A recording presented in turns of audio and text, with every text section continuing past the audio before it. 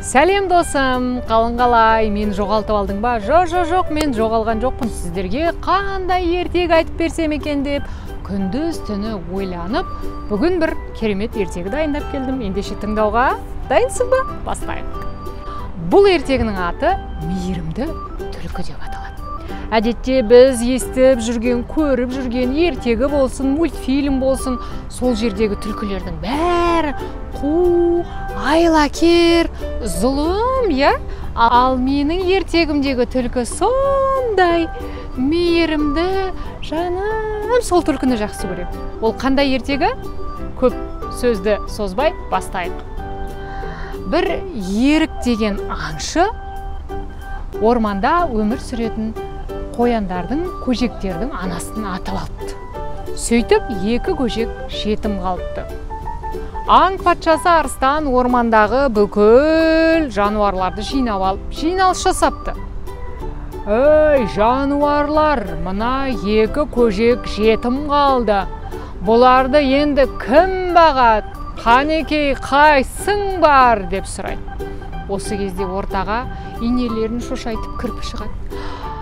Аң патшасы арыстан, мен алар едім, бірақ менің үйім тар ғой, өзімнің кішкентай 4 балам бар, ол екі көжек өсіп келе жатыр, үйіме сыймайды, басқа амалым жоқ, мен ала алмаймын дейді. Оны естіген тиын, аң патшасы арыстан, менің де үйім тар, оның үстіне қояндар талға жүгіріп шығып біз секілді өрмелеп жүгіре алмайды ғой, ол көжектерді кешіріңіз, мен ала алмайды екенмін, мүмкін қасқыр алар дейді.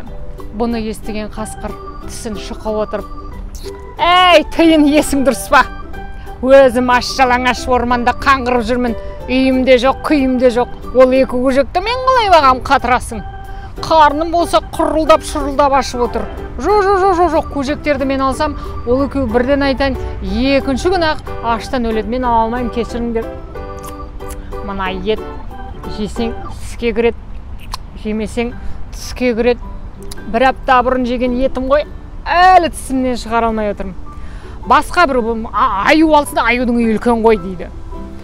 Оны естіген аю қорбаң ортаға шығып, оу, жануарлар, қатырасыңдар сендер.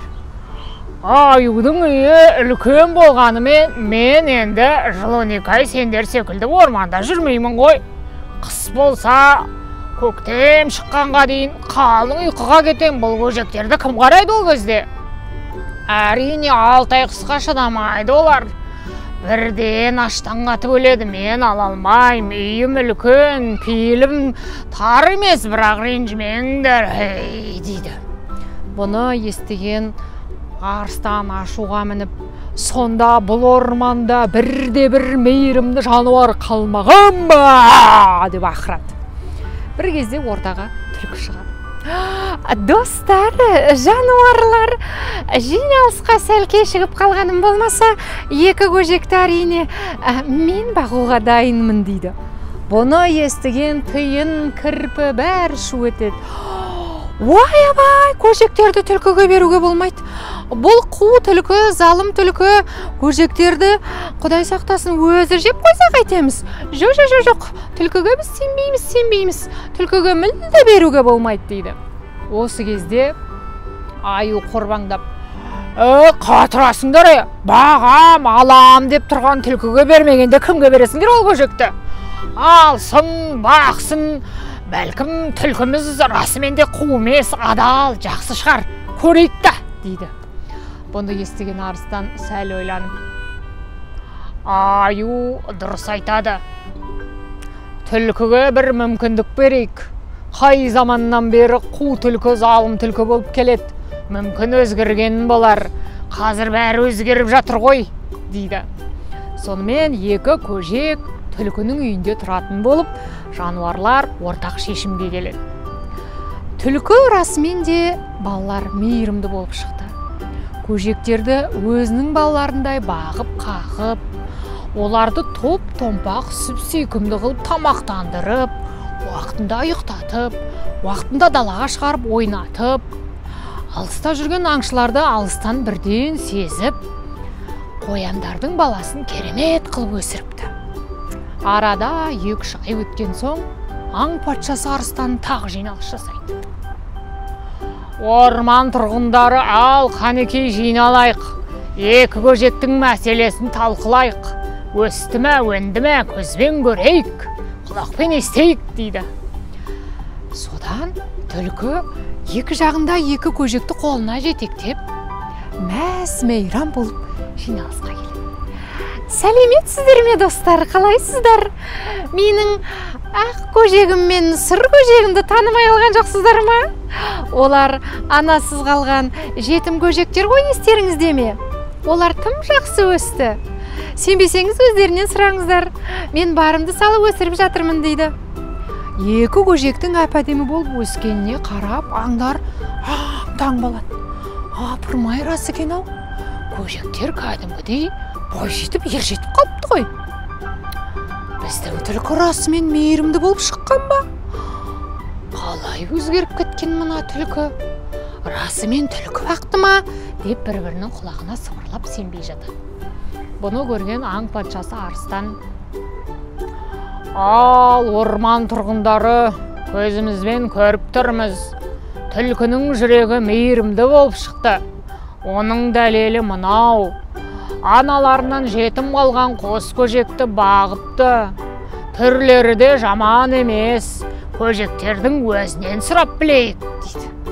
Сұр көжек пен ақ көжек ортаға секіріп шығып: аң патшасы арыстан, әрине, түлкі бізді жақсы бағып, қағып, асырап өсірді. Біз енді арасында анамызды сағынамыз. Кей кезде көңіл-күйіміз болмайды. Сондай сәттерде сіздер айтып жүрген қу түлкілеріңіз бізге анамыз туралы немі жақсы әңгімелер айтып береді, тамағымызды дайындайды. Расымен де біз де қорқушы едік бұрын.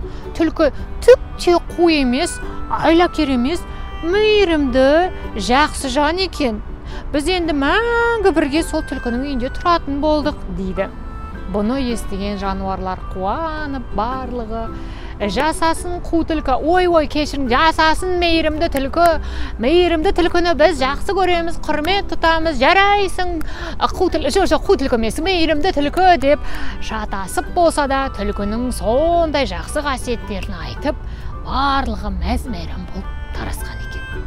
Ал балалар, сіздер анасы немесе әкесі өмірден өткен балапандардың көңіліне қаяу түсірмей дос болып жүріңдер. Сіздер де мейірімді түлкі секілді олармен дос болып, олардың балалық шағының қызықты өтуіне ат салсасыңдар деп ойлаймын. Бүгін мейірімді түлкі ертегісі осымен тәмам. Бүгіннен бастап ертегідегі түлкінің барлығы мейірімді және өте жақсы түлкіге айналады деген ойдамын. Ендеше кездескенше сау болыңдар.